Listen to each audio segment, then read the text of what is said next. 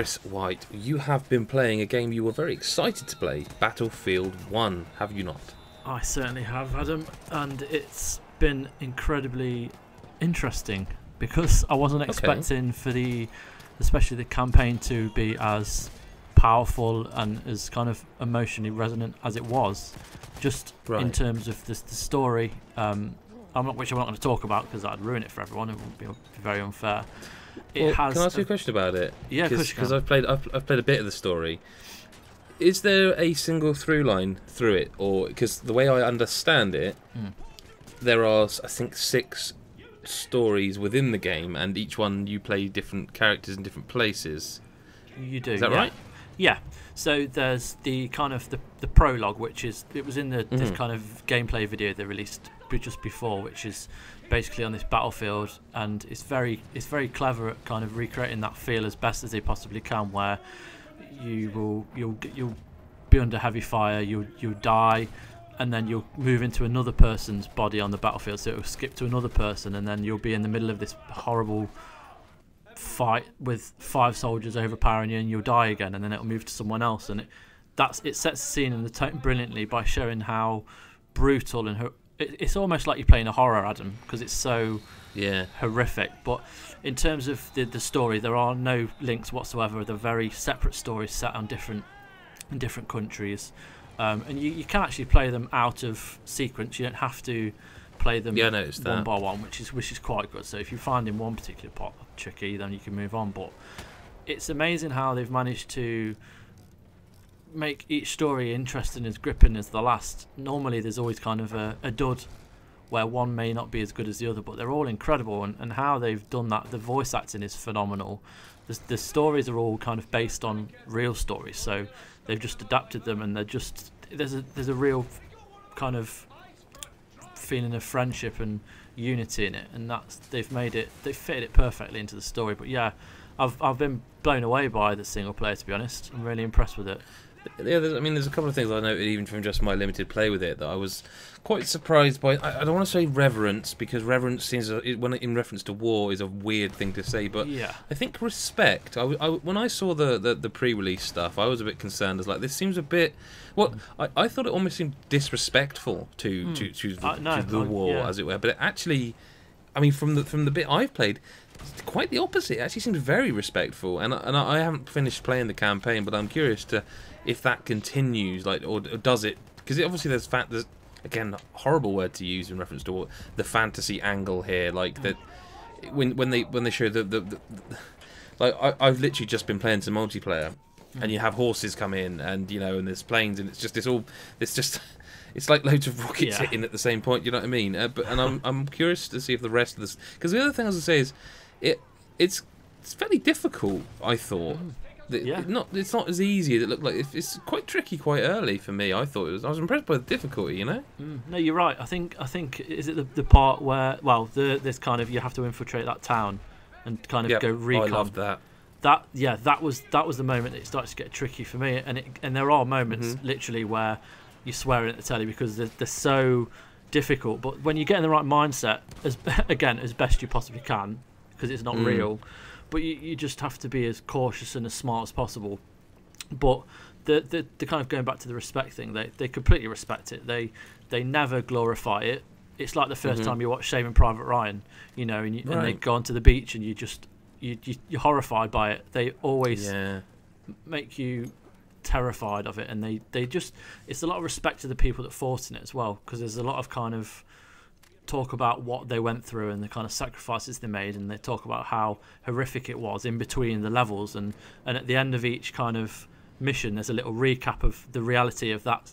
So every kind of thing is based on something that happened, and they talk about everything that happened. Like, so the first one is about the tank, the Black Best, the tank, and all the friends that work together inside it. They talk about the final battle of that storyline and how many tanks were involved, and that's right. It properly kind of makes you aware of what they went through, and they've properly respected that in the single player. It's quite astounding what they've done there. So yeah. So another thing about the single player certainly that has floored me is that I play a lot of games on PC, but I've tend to veer back towards console now because that's just where my friends are playing, and it's just, I'd rather play with friends. It's a very good looking game. Now you and I are both playing on Xbox One, and I'm very impressed with it because not only I don't know what wizards or what wizardry they've got going on at DICE, but it looks amazing and. It's 60 frames as far as I can see. Yeah, and I think it is. I don't know how they've done it because, I'm not going to sit here and go, it looks better than PC games because it, of course, it will. I mean, Jesus, how it will look on PC, isn't it? But it certainly what I've played of the single player, very, very impressive visual fidelity on the Xbox One. Yeah, I mean, it blows you away, kind of throughout. I mean, the second story, there's like this. Without trying to talk too much about the story, there's a battle in the sky. So I was looking forward to that. Yeah, because it looks like it does. That's all. Actually, before, sorry to interrupt you, but I will ask you: Does the single player kind of act as a tutorial for the multiplayer? Because the first story I get, because there's 6 stories. The first one is more of a prologue. The second one is quite surprisingly long. Actually, for me, it took me well over an hour. And it's more like, here's how you use tanks, and here's a bit of stealth. The second one, it's planes. Does it go like that all the way through? And by the end of it, you kind of right, I get, I guess, because number 6, this isn't a spoiler because you can select it from the off, is like Lawrence of Arabia, so I'm guessing horses, Yeah, so the kind of the first mission is the tank, so you've got the Black Bess. The second mission, you spend a lot of time in the sky dogfighting. The other kind of the other ones focus on heavy artillery, and then the last one, there is an element of horses. You do get to ride horses, but it's a lot of recon, so it's a lot of stealth as well. Okay. So they all kind of give you guidance for that multiplayer. And there's like, after you finish the 6 missions, there's a video that unlocks, which it talks about all the missions you've played, and then it shows you a lot of multiplayer. So it's like saying, this is war, this is how horrific it is, this is what you're now. This is the path you now are on, and then it kind of shows you the chaos of everything you've learned in this multiplayer. So it's kind of tied together excellently, and it's so clever how they've done it. It's just remarkable. It's a very impressive package, and I guess on that note we should move into multiplayer. So there's dynamic. I think dynamic weather is that the right term for it? But there's certainly weather that happens. Like there's maps that there's one I just played that's quite deserty, but I played it both with like a real thick fog, and very difficult as a medic because I haven't really got a ranged weapon as such, and it becomes a bit of a sniper fest. Now I don't know about yourself, but I have noticed some dips in frame rate on the Xbox One again on the multiplayer, and maybe pre-release patch it'll get it up to standard. It's not bad by any means, and it's not that noticeable. But there are sections where it just dips a bit and then comes back up. I think the multiplayer's not quite as good looking, which is standard, isn't it, for multiplayer games? Yeah, I mean, go on. What do you think of the multiplayer so far? I mean, I'm a big fan of the conquest mode in any of the battlefields because I love the fact that with those kind of modes you can take your time a little bit more than you can in the fast-paced environments of the smaller kind of maps. So it's very like this 32 on 32 in this massive war zone. They're huge, by the way. They are incredible. Have you played the one with the Zeppelin in the sky yet? I haven't got to that one. I've just finished playing. There was one where there's a boat appears. There's one I played where there's a train appears, and the train, because these things appear at half time. Well, halfway, don't they? To kind of level it all up.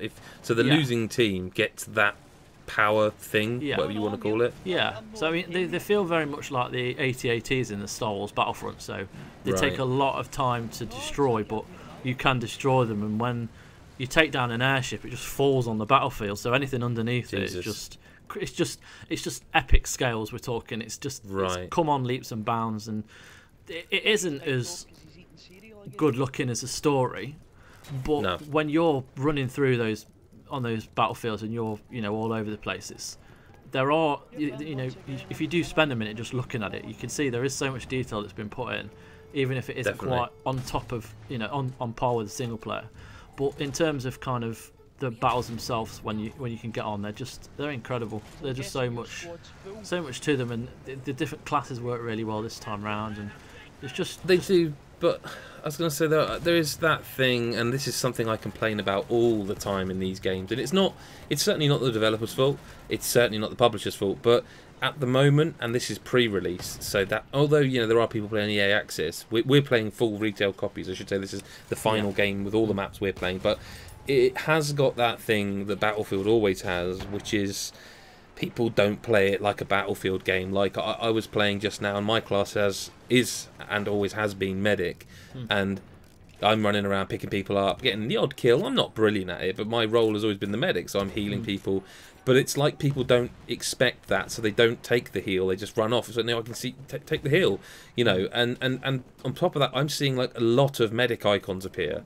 Yeah. And yet no one's throwing their medic packs down, and there's a lack of resupplies being thrown down, and it may be just that pre-release thing of like everyone's playing it, and we all just want to see what it's all about. But I really hope that it usually, to be fair, levels out, but it still has that thing of like people play it like a Call of Duty game when it's a class-based shooter. Like the idea is that I am healing you and resurrecting you. You are making sure we have ammo. Someone else is fixing the... Do you know what I mean? And at the moment, it still has that kind of same old thing of people not playing it. And look, you bought the game, you can play it how you want to play it, I suppose. But it's...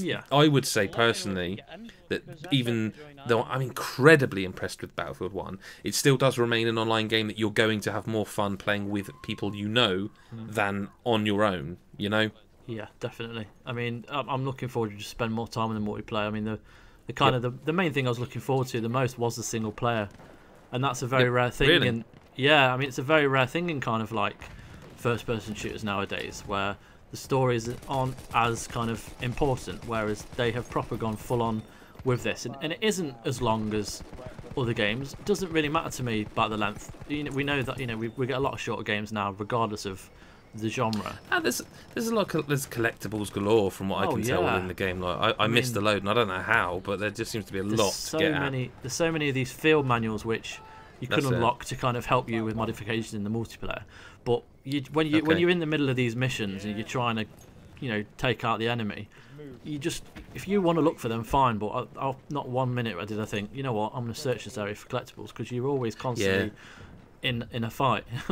But I totally agree. There are there's codexes as well, which will tell you a lot about the story of the kind of real story behind it and stuff. So there is plenty to do, but it's not supposed to be kind of long, because the multiplayer and the single player are kind of fused really well in this, where it does act as a tutorial, but the stories are excellent. But then once you've done that, you've still got the entirety of this excellent multiplayer to play through. So it's just well balanced. Indeed, I think that's pretty much a ringing endorsement from. I mean, you've played more than me, but I wasn't really. I'm not saying I wasn't interested, because I always have an eye on Battlefield, because I've always loved playing them. But I was kind of like, this year's one's probably going to pass me by, and yet I played it, and it's absolutely captured me in a way I wasn't expecting. And you certainly have you talk very highly of it. And on that note, you can go to GodisaGeek.com, where you will be able to find Chris's full written scored review. We're not at the point where we may stick a score on it, but we may also adjust that score depending on how the multiplayer holds up. It's one of those things where, look, the score is the score, but if the servers are completely broken, we're going to have to lower the score, because it's a large portion of the game. But you can do that. Go to GodisaGeek.com, see Chris's review, follow Chris at FirstAvenger83. It's 83, isn't it? It is, yeah.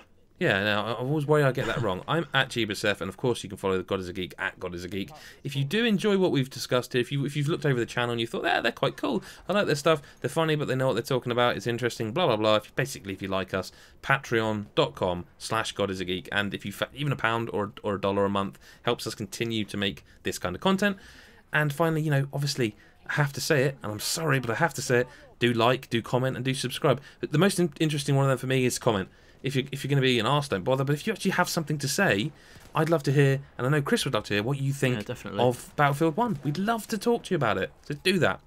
Chris, thank you very much for your time. No worries, thank you. And we'll catch you in the next video. Bye-bye for now.